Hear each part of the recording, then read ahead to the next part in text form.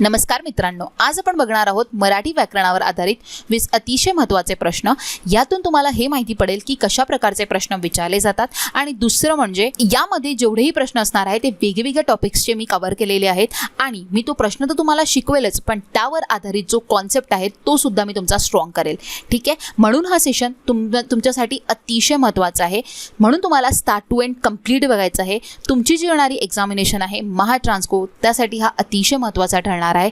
आणि या व्यतिरिक्त जर तुम्ही कुठली पण दुसरी स्पर्धा परीक्षा देत असाल तर त्या परीक्षांसाठी सुद्धा हा महत्त्वाचा आहे। म्हणून याला कुठेच स्किप करू नका, पूर्ण बघा स्टार्ट टू एंड, जेणेकरून तुम्हाला सगळे 20चे 20 प्रश्न तुम्हाला समजायला येतील आणि त्याचा मागचा जो कॉन्सेप्ट आहे तो सुद्धा तुम्हाला समजायला येईल। तर स्टार्ट करूया आजच्या व्हिडिओला आणि बघूया आजचा पहिला प्रश्न। तर बघूया आजचा पहिला प्रश्न आहे, खालीलपैकी कोणता समास द्विगु समासाचे उदाहरण आहे। तर आपल्याला या प्रश्नात काय सांगायचं आहे की द्विगु समासाचं यातील कुठलं उदाहरण आहे, तर त्याचं उत्तर होणार आहे ऑप्शन डी, नवरात्र। द्विगु समास म्हणजे काय होतं, पूर्वपद जे असतं ते संख्या विशेषण असतं। जेव्हा पण पहिलं पद हे संख्या विशेषण दिसेल, जसं नवरात्रमध्ये तुम्ही बघू शकता पहिलं नव आणि दुसरं रात्र हे दुसरं पद आहे, तर नव हे पहिलं पद असून संख्या विशेषण आहे, म्हणूनच ऑप्शन डी याचं करेक्ट उत्तर होईल। द्विगु समास जे आहे ते आहे नवरात्र। द्विगु समास म्हणजे काय, ज्या समासातील पहिले पद हे संख्या विशेषण असते व त्यातील त्या समासिक शब्दातून एक समूह सुचविला जातो त्याला आपण द्विगु समास म्हणतो। ठीक आहे, आणि या समासात संख्या पूर्वपद कर्मधारय समास असेही म्हणतात। हे इम्पॉर्टंट आहे अतिशय, जे तुम्हाला लक्षात ठेवायचं आहे, कारण तुम्हाला यावर सुद्धा फिल इन द ब्लँक येऊ शकते किंवा तुम्हाला असं विचारू शकतात की द्विगु समासाला डॅश काय म्हणतात, तर संख्या पूर्वपद कर्मधारय समास असेही म्हणतात। ठीक आहे, इन शॉर्ट जर मी तुम्हाला सांगेल की द्विगु समास म्हणजे काय होतं, तर संख्या विशेषण अधिक नाव येतं बरोबर द्विगु समास। ओके, तर द्विगु समास आयडेंटिफाय करणे खूपच इझी असतं। द्विगु म्हणजे तुम्हाला एकच लक्षात ठेवायचं आहे, द्विगु म्हणजे पहिलं पद संख्या विशेषण। ओके, सो ऑप्शन डी याचं करेक्ट उत्तर होईल। वळूया पुढे आणि बघूया पुढचा प्रश्न। पुढचा प्रश्न म्हणजे सायकल वाटेत खराब झाली, सबब मला उशीर झाला। सबब हे डॅश बोधक उभयान्वयी अव्यय आहे। आता आपण एक उदाहरण इथे दिलेलं म्हटलेलं आहे की सायकल वाटेत खराब झाली, सबब मला उशीर झाला। तर हे सबब जे आहे ना, हे उभयान्वयी अव्यय इथे वापरण्यात आलेलं आहे। तर हे कुठल्या प्रकारचं उभयान्वयी अव्यय आहे हे आपल्याला इथे सांगायचं आहे। तर याचं उत्तर होईल ऑप्शन सी, परिणामवाचक उभयान्वयी अव्यय आहे। का बरं, परिणामबोधक उभयान्वयी अव्यय कोणाला म्हणतो आपण, जर पहिल्या वाक्य घडलेल्या घटनेचा किंवा कृतीचा परिणाम पुढल्या वाक्यावर बोध होत असेल तर त्याला जोडून जी अव्यय जोडली जातात ना, त्याला म्हणतो आपण परिणामबोधक उभयान्वयी अव्यय।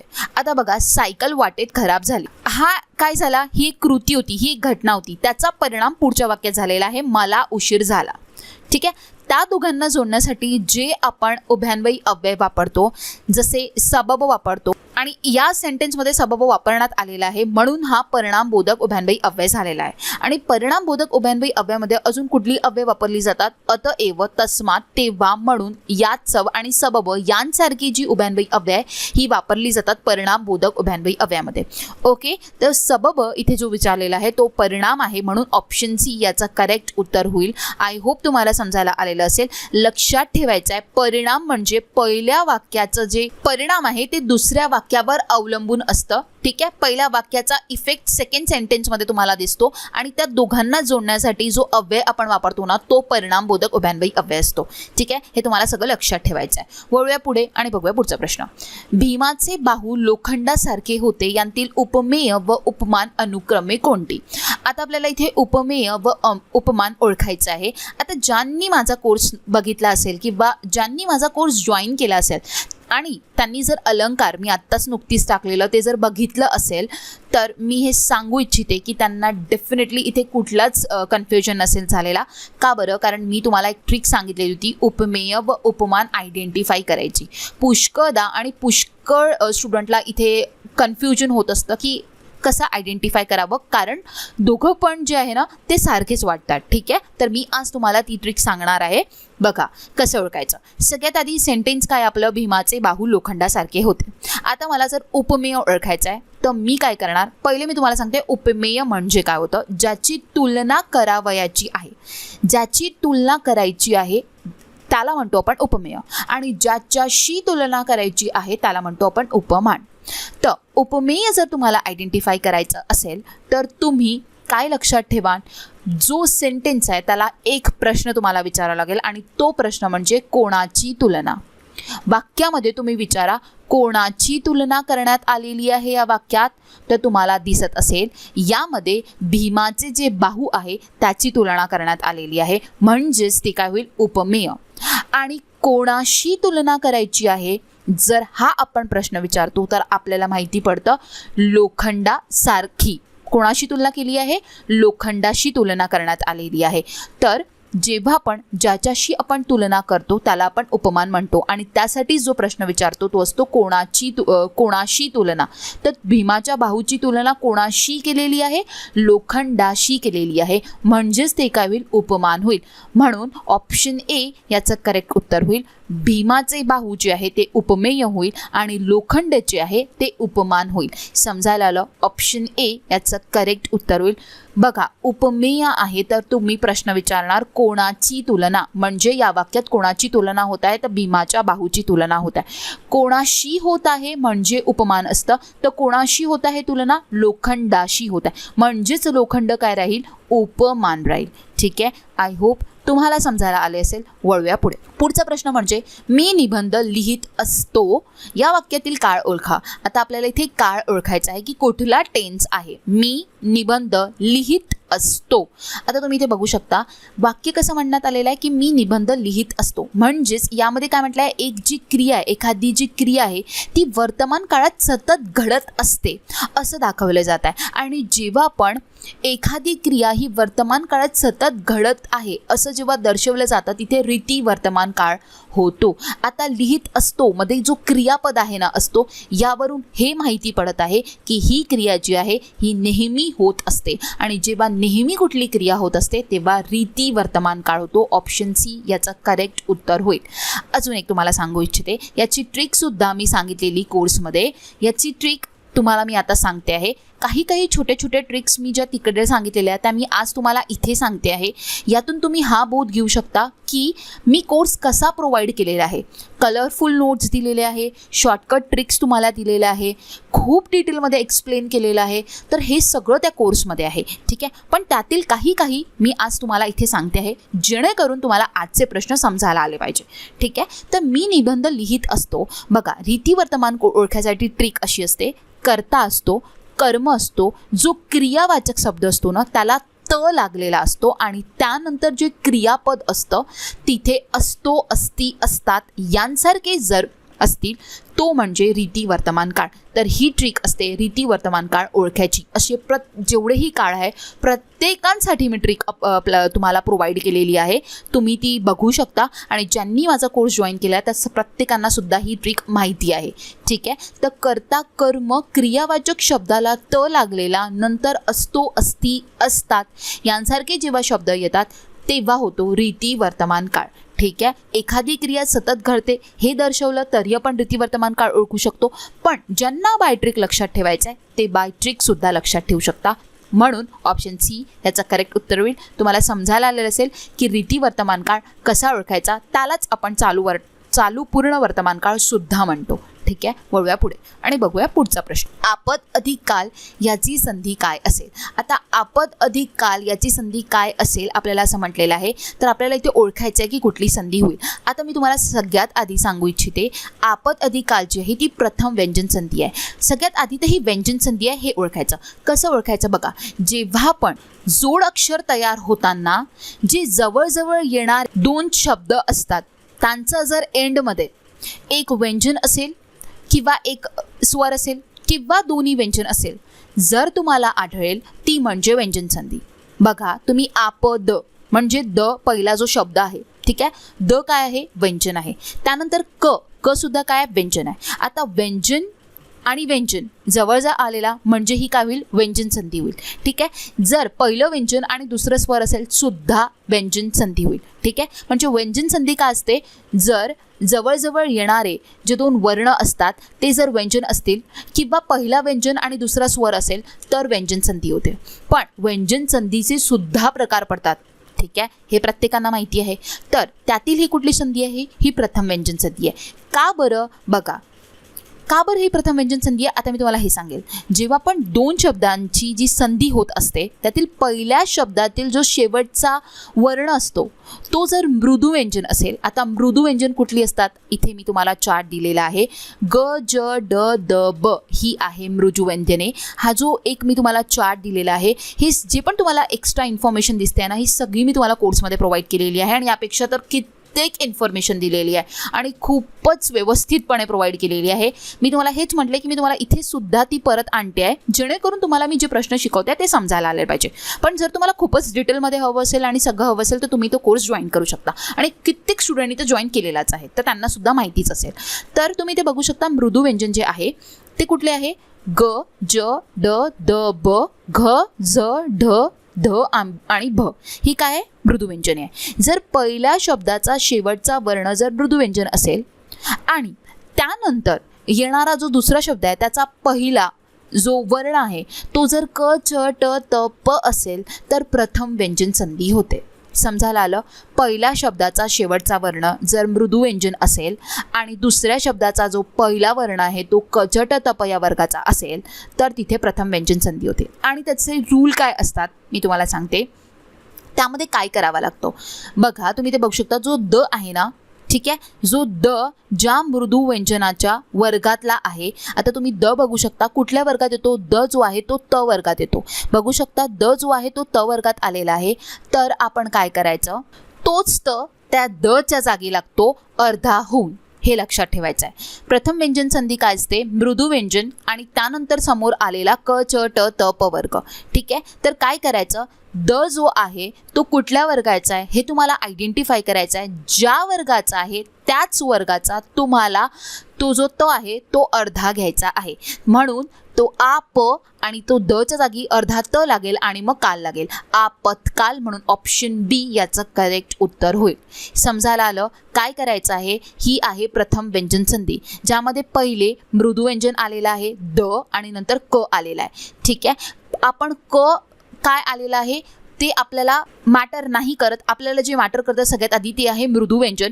जर आपल्याला द दिसलेला तो बघायचा आपल्याला की तो कुठल्या वर्गात येत आहे. द जो आहे तो त वर्गात येतो आहे तर त्या द चं काय करायचं तुम्हाला अर्धा त करायचा आहे. म्हणजे तो ज्या वर्गातला आहे तो वर्ग तुम्हाला उचलायचा आहे त्याला अर्धा त करायचा आहे आणि मग त्याला काल जॉईन करायचं आहे. समजायला आलं.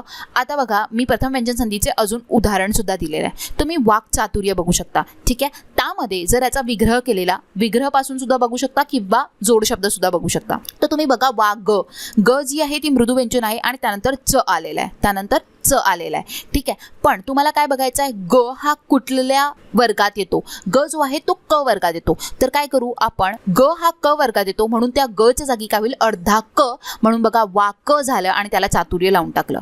समजायला आलं. त्यानंतर तुम्ही षड मास बघू शकता. ष ड. आता ड जो आहे हा ड मृदू व्यंजन आहे. हा कुठल्या वर्गाचा आहे ट वर्गाचा आहे. तर आपण काय करू अर्धा ट लावू त्या ड च्या जागी षट आणि त्याला शास्त्र जॉईन करू षट शास्त्र. आय होप तुम्हाला प्रथम व्यंजन संधी कशी सॉल्व्ह करायची ही समजायला आलेली असेल. वळूया पुढच्या प्रश्नाकडे आणि बघूया पुढचा प्रश्न.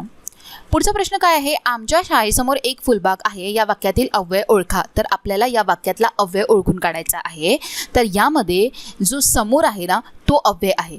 आता समोर हा अव्यय एकटा आलेला आहे का नाही. हा नामाला जोडून आलेला आहे आणि जेव्हा पण शब्दाला जोडून येणारे जे अव्यय असतात त्यांनाच आपण शब्दयोगी अव्यय असे म्हणतो. म्हणून ऑप्शन डी याचं करेक्ट उत्तर होईल. यामध्ये जे समोर आहे ना ते शब्दयोगी अव्यय आहे हे तुम्हाला लक्षात ठेवायचं आहे.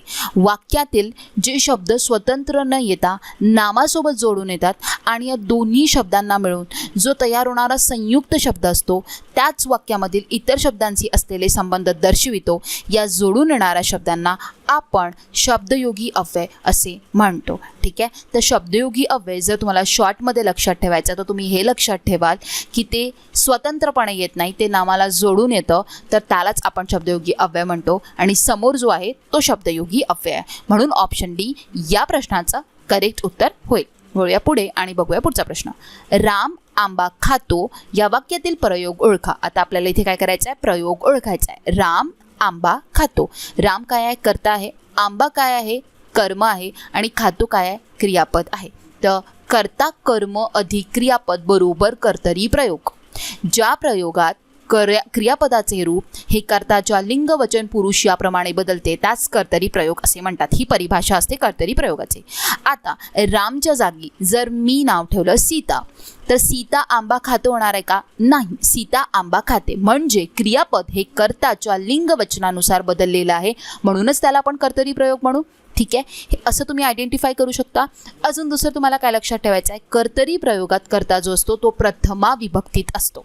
ठीक आहे, कर्म जे असतं ते द्वितीया विभक्तीत असतं आणि कर्तरी प्रयोगात क्रियापद हे वर्तमान काळी असतं. हे पॉईंट्स तुम्हाला लक्षात ठेवायचं आहे, कारण या पॉईंट्सवर सुद्धा तुम्हाला प्रश्न विचारले जाऊ शकतात. ठीक आहे, कर्तरी प्रयोगात क्रियापद हे वर्तमान काळी असतं, कर्ता जो असतो तो प्रथमा असतो आणि कर्म जो असतो तो द्वितीय विभक्तीत असतो. ज्यामध्ये कर्ता कर्म क्रियापद हे तिन्ही असतात तिथे कर्तरी प्रयोग होतो. आणि कर्तरी प्रयोगात क्रियापद हे कर्त्याच्या लिंग वचन आणि पुरुषनुसार बदलत असते.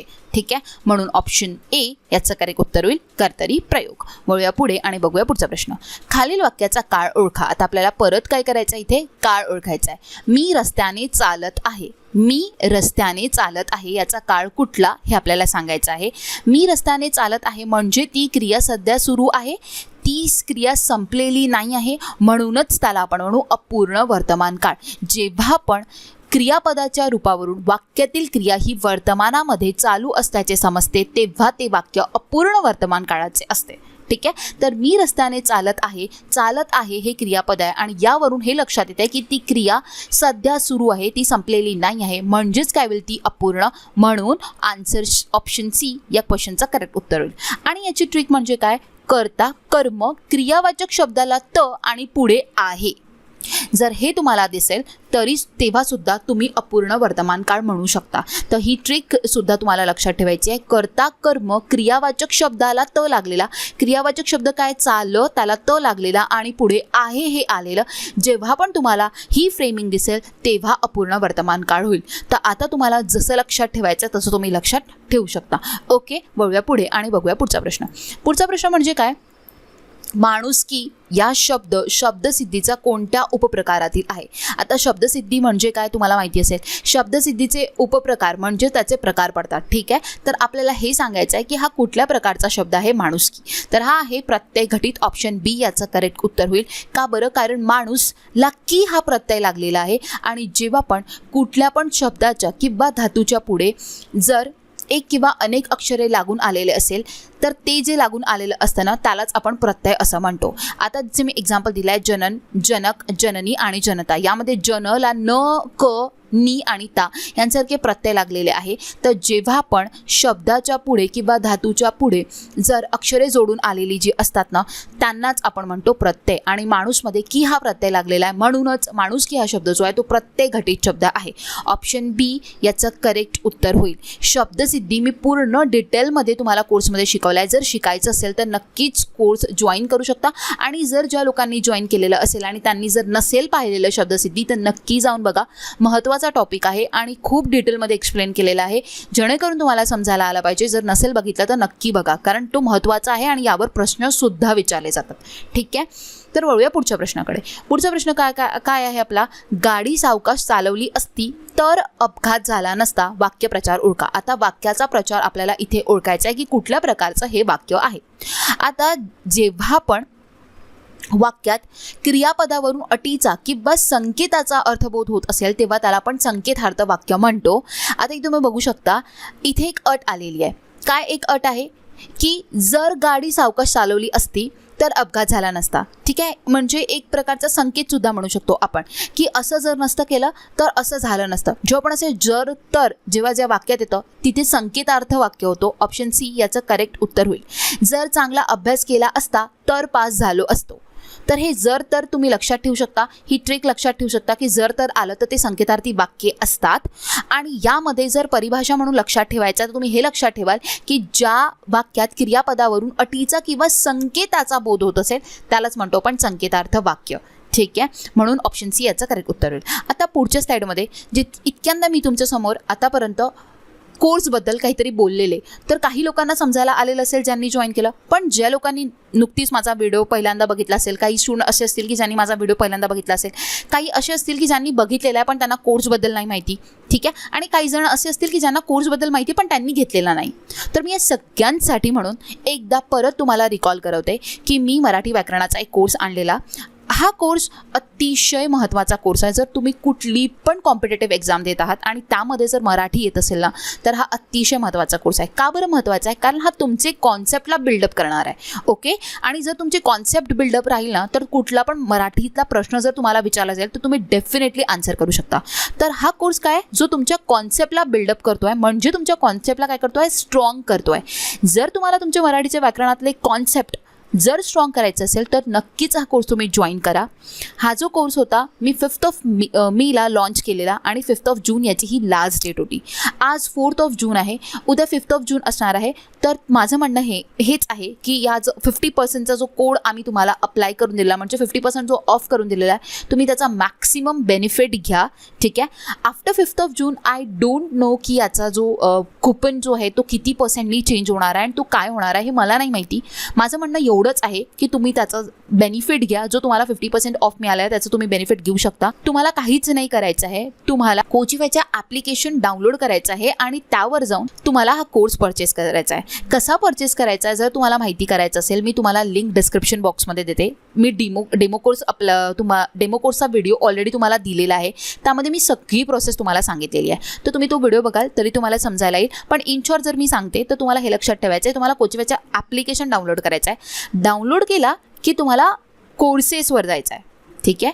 पेड कोर्स हा टॅब जो आहे तो तुम्हाला क्लिक करायचा आहे. तुम्ही जसा तो क्लिक कराल ना, तुम्हाला मराठी व्याकरणाचा कोर्स तिथे हायलाईट होईल. तिथे 2-3 कोर्सेस आहे, पण तिथे मराठी व्याकरणाचा कोर्स तुम्हाला हायलाईट होईल. तो कोर्स तुम्ही तिथे परचेस करू शकता. पण अजून एक गोष्ट लक्षात ठेवायची आहे, जर तुम्ही आज आणि उद्यामध्ये हा कोर्स परचेस करत आहात तर नक्कीच कुपन कोड अप्लाय करा, फ्लॅट 50. ओके, त्यांनी काय होणार ना, हा 199चा कोर्स तुम्हाला फक्त 99 रुपीजमध्ये मिळेल. आणि फक्त 99 का बरं म्हणते? कारण पुढच्या स्लाईडमध्ये सांगते का बरं 99 म्हणते, आणि ते पण फक्त कारण इंडेक्स तुम्ही बघू शकता 23 टॉपिक, आणि प्रत्येक टॉपिक जे मी शिकवलं आहे ते 1 ते 1.5 तास शिकवलं आहे.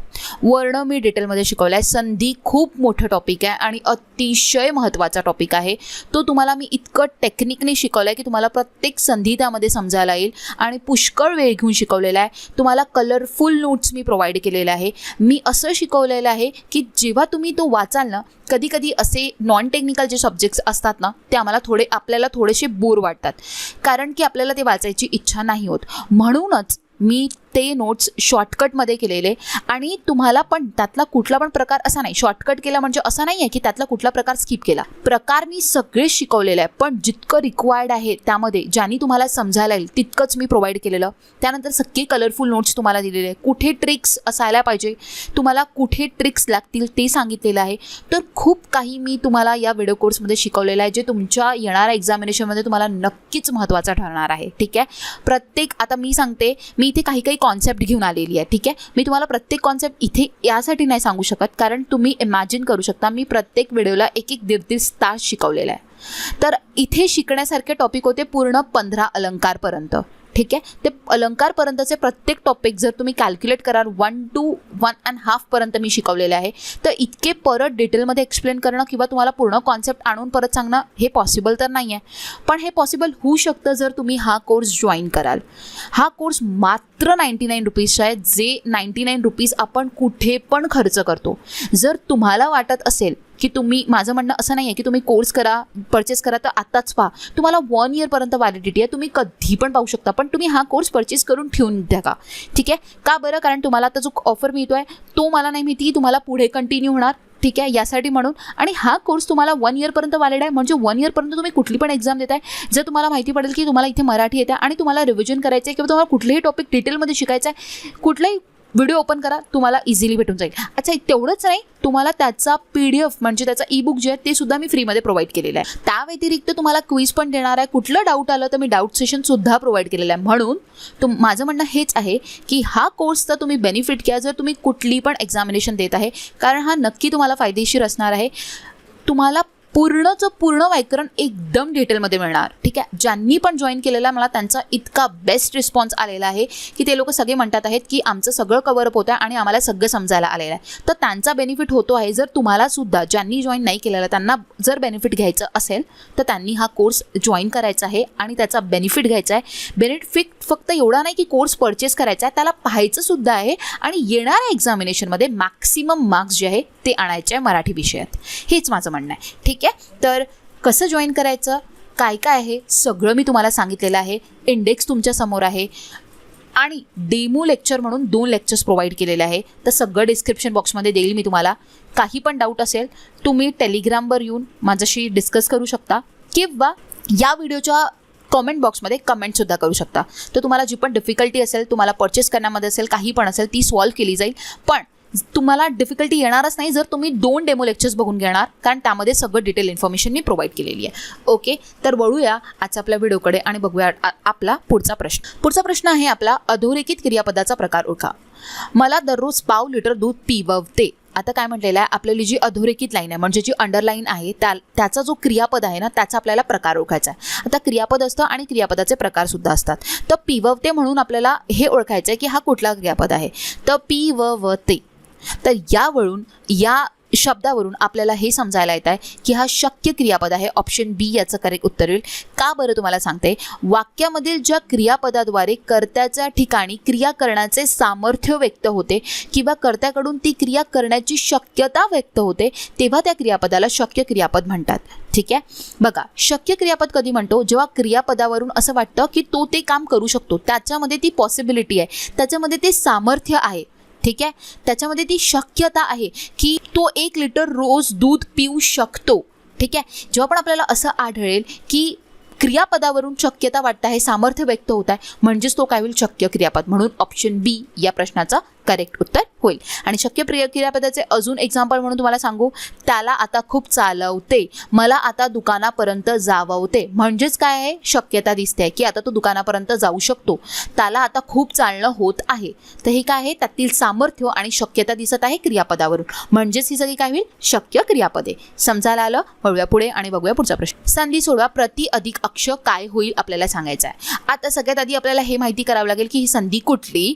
तर प्रति म्हणजे ई आलेला, नंतर अ आलेला, ई आणि अ हे शब्दाच्या एंडमध्ये, पहिल्या शब्दाच्या एंडमध्ये आणि दुसऱ्या शब्दाच्या स्टार्टिंगमध्ये दोन्ही ठिकाणी स्वर आलेला म्हणजे ही स्वरसंधी. पण स्वरसंधीमध्ये नेमकी कुठली संधी, कारण स्वरसंधीचे सुद्धा प्रकार पडतात. तर ही स्वरसंधी म्हणजे स्वरसंधीमधली यणादेश स्वरसंधी आहे, ज्याला यणसंधी सुद्धा म्हणतात. आता यणादेश स्वरसंधीमध्ये काय रूल्स असतात ते मी तुम्हाला सांगते.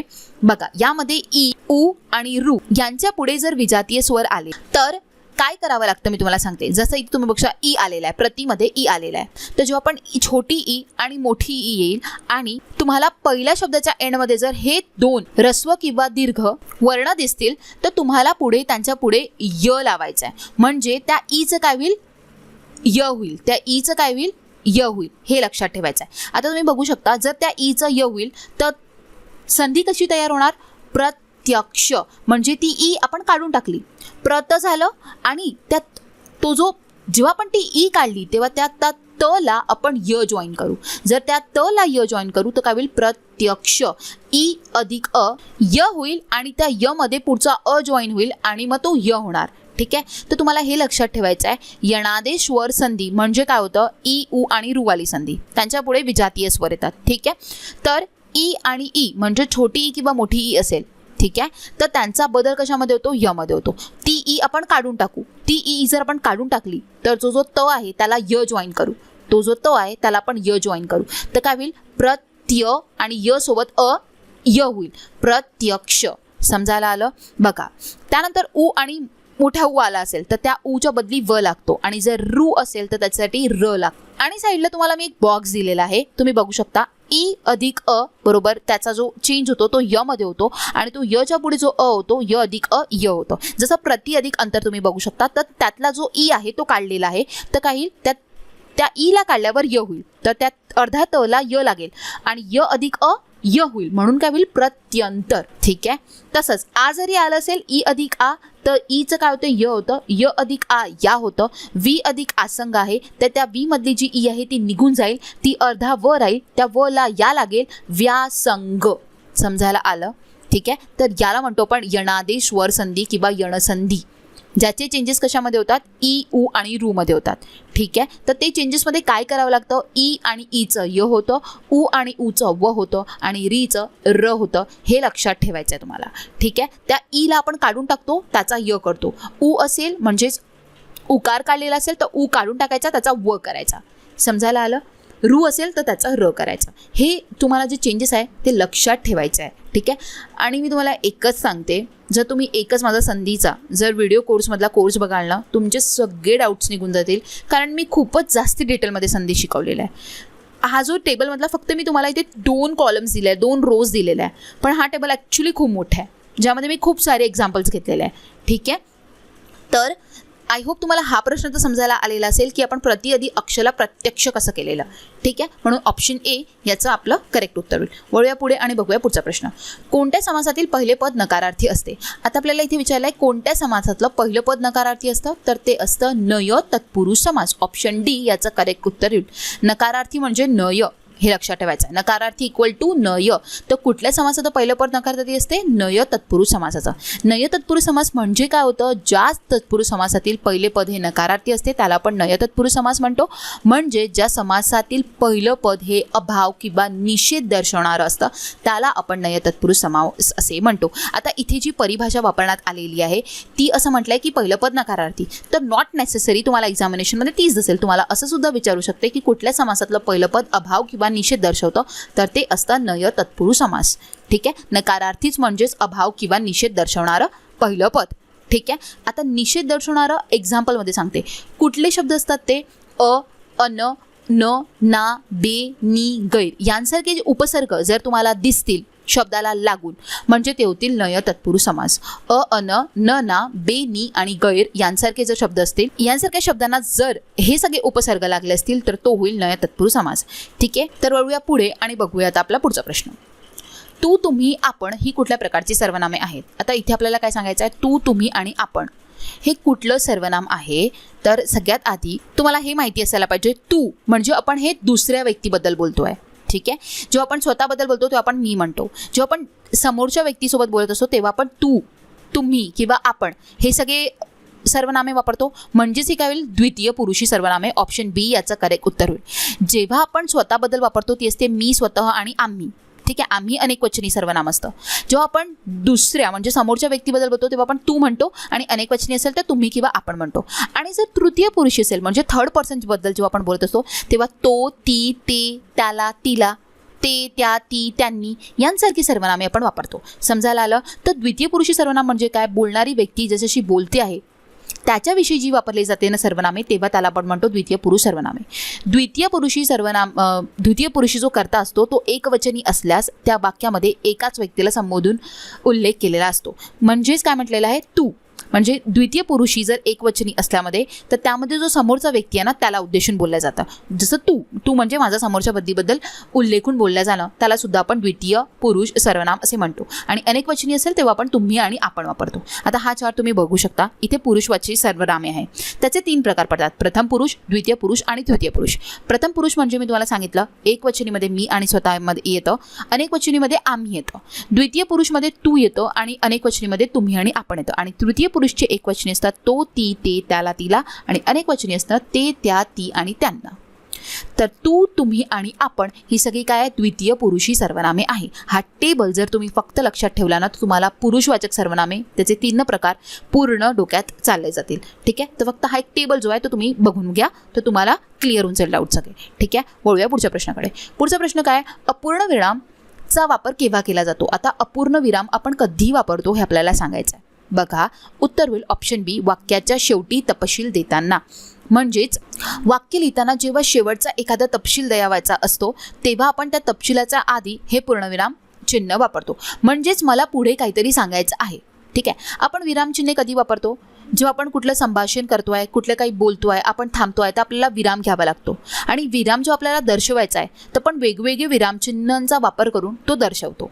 ठीक आहे, जसं पूर्णविराम, अपूर्णविराम, अर्धविराम, स्वल्पविराम, उद्गारवाचक चिन्ह, प्रश्नचिन्ह, अवतरण चिन्ह, ही सगळी काय, ही सगळी विरामचिन्हे. ठीक आहे, त्यातही आपल्याला काय विचारलं आता, अपूर्णविराम.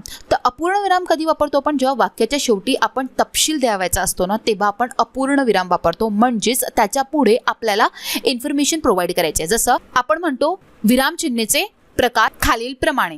आता खालीलप्रमाणे मी विरामचिन्हाचे प्रकार दाखवणार आहे. तर खालीलप्रमाणे नंतर मी काय दाखवेल, अपूर्ण विराम दाखवेल. का बरं, कारण मला पुढे काय दाखवायचं आहे त्याबद्दल इन्फॉर्मेशन प्रोव्हाइड करायचे आहे. तर जेव्हा पण वाक्याच्या शेवटी एखादा तपशील द्यावायचा असतो तेव्हा आपण तिथे अपूर्ण विराम वापरतो. म्हणजेच पुढे आपण त्याची पुढची इन्फॉर्मेशन प्रोव्हाइड करतो. ठीक आहे, म्हणून ऑप्शन बी याचं करेक्ट उत्तर होईल, जे तुम्हाला लक्षात ठेवायचं आहे. ठीक आहे, बोलूया पुढे आणि बघूया पुढचा प्रश्न. सन्निहित भविष्यकाळ म्हणजे काय. आता सन्निहित भविष्यकाळ म्हणजे काय होतं, एखादा वाक्याची आत्ताच सुरू होणारी क्रिया दर्शविताना जेव्हा जवळच्या भविष्यकाळाचा वापर केला जातो तेव्हा सन्निहित भविष्यकाळ होतो. आता काळ बघितले असेल, त्याचे जे मुख्य आपण प्रकार बघतो. ठीक आहे, पण हा सन्निहित भविष्यकाळ हा वेगळा आहे. याचं उत्तर होईल ऑप्शन सी, लगेच क्रिया सुरू होणार असे दर्शवणारा काळ म्हणजे सन्निहित भविष्यकाळ. एखाद्या वाक्यात आत्ताच ती क्रिया सुरू होणारी आहे. ठीक आहे, आणि त्याची क्रिया जेव्हा आपण दर्शवतो ना, त्यासाठी आपण जवळच्या भविष्यकाळाचा वापर करतो, त्याला आपण सन्निहित भविष्यकाळ म्हणतो. जसं तुम्ही पुढे निघा, मी कारने येतो. आता बघा, तुम्ही पुढे निघा म्हणजे ही क्रिया आत्ता सुरू होत आहे. मी कारने येतो म्हणजे तो जाणार आहे, म्हणजे जवळचा भविष्यकाळ, म्हणजे तो जस्ट निघणारच आहे. पण तरी तो भविष्यकाळ झाला ना, तर कुठली पण क्रिया आत्ता सुरू होते आहे, पण ते दर्शवण्यासाठी आपण एकदम जवळचा भविष्यकाळ वापरतोय, त्याला म्हणतो आपण सन्निहित भविष्यकाळ. तुम्ही जेवण सुरू करा, मी देखील येतो म्हणजे जेवण सुरू करा म्हणजे ती क्रिया आत्ताच सुरू होणार आहे. मी देखील येतो म्हणजे एकदम जवळचा भविष्यकाळ वापरण्यात आलेला आहे. तर जेव्हा पण क्रिया आत्ताच सुरू होत असते आणि त्याला पुढे दर्शवण्यासाठी जेव्हा आपण जवळचा भविष्यकाळ वापरतो ना, त्याला आपण म्हणतो सन्निहित भविष्यकाळ. आणि इन शॉर्टमध्ये ऑप्शन सी याचा करेक्ट उत्तर येईल, लगेच क्रिया सुरू होणारा असे दाखवणारा जो काळ असतो तो असतो सन्निहित भविष्यकाळ. आता ऑप्शन ए मध्ये काय म्हटलेलं आपल्याला, भूतकाळातील घटना वर्तमान काळात सांगतात. तर भूतकाळातील घटना वर्तमान काळात सांगतात त्याला कुठला काळ म्हणतो, पण ऐतिहासिक वर्तमान काळ. ठीक आहे, हे लक्षात ठेवायचं आहे तुम्हाला, हे सुद्धा इम्पॉर्टंट आहे. भूतकाळातील घटना वर्तमान काळात सांगणे त्याला म्हणतो पण ऐतिहासिक वर्तमान काळ. जसं अर्जुन कृष्णाला विचारतो. ठीक आहे, हे काय झालं, ऐतिहासिक वर्तमान काळ. म्हणजे भूतकाळात घडलेली क्रिया आहे ती आपण वर्तमान काळात कोणाला जेव्हा आपण सांगतो तेव्हा आपण ऐतिहासिक वर्तमान काळाचा वापर करतो. आणि बी मध्ये आपल्याला काय दिलेलं आहे, स्थिर सत्य सांगण्यासाठीचा काळ. तर स्थिर सत्य म्हणजे जे कधीच बदलत नाही, युनिव्हर्सल जे ट्रूथ असतं त्याला म्हणतो आपण स्थिर वर्तमान काळ, जे कधीच बदलत नाही. तेव्हा सुद्धा आपण वर्तमान काळ वापरतो आणि त्याला म्हणतो आपण स्थिर वर्तमान काळ.